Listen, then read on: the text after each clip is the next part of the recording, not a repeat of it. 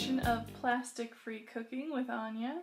Today we're going to be making shorbat adas. It's often eaten in the holy month of Ramadan because it's so nutritious at the end of a day of fasting. It's a great filler kind of meal.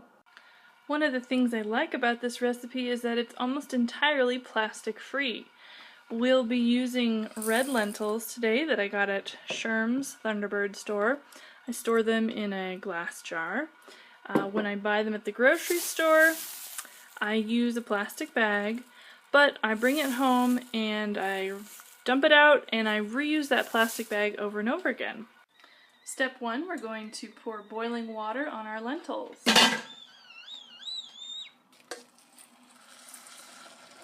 Okay, we're going to start heating the oil in the pot. Alright, we've got our onions sauteing, and next we're going to add the other vegetables. Alright, we've just finished chopping our carrots. And I just want to remind you guys that oftentimes farmers at the farmer's market are willing to let you bring your own bag. In fact, they appreciate it because it means they don't have to spend money buying more plastic bags to send home with you that they're never going to see again. In our case, we didn't do that because they were already pre-bagged at a farm stand and we were kind of in a hurry. And that's the thing, plastic equals convenience. But in the long run, it equals destruction of the environment. That's why I'm making these plastic-free recipes, in an effort to go more plastic-free. What do you do with your old baby food jars? Turn them into spice jars. This is coriander.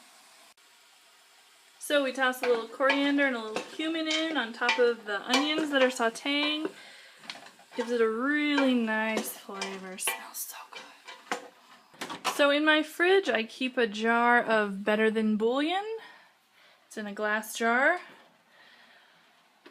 Now if I was really awesome I would be making my own stock, but I am not that awesome, so we're going to be using this today.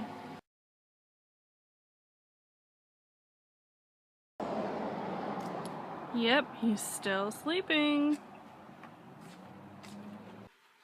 While you're cooking, it's important to have something to sustain your own energy level. And for me, that's chocolate chips in a glass jar.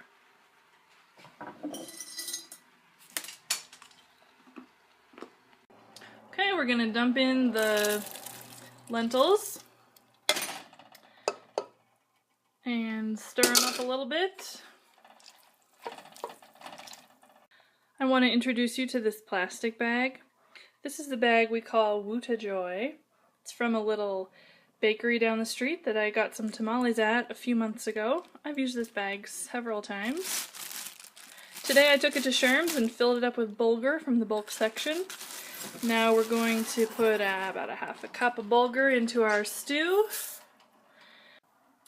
So when I asked this proprietor, what does Wuta Joy mean and why did she name her little bakery Wuta Joy? She told me that it's pronounced what a joy. It's not a pun, it's misspelled. We're going to let this simmer for about 10 minutes and then we're going to dump in our garbanzo beans. Now garbanzo beans, you'll see I have here in a can because cooking them would take many hours in a crock pot, and I figure it's more energy efficient to let a factory do it on a massive scale than me doing a small batch here at home. Now, another thing about this can, just because it's metal and you can recycle it, doesn't mean it's necessarily plastic-free or waste-free. Almost all metal cans that you buy at the store are going to have a plastic lining inside them.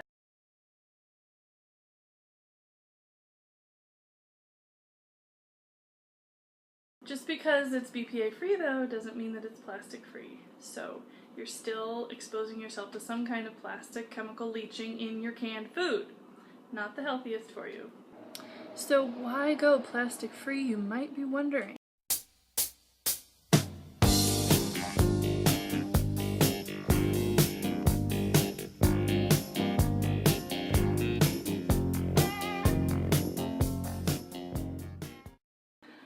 Alright, I think our stew is done.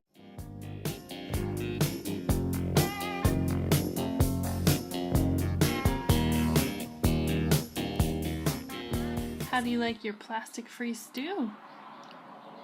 Pretty good?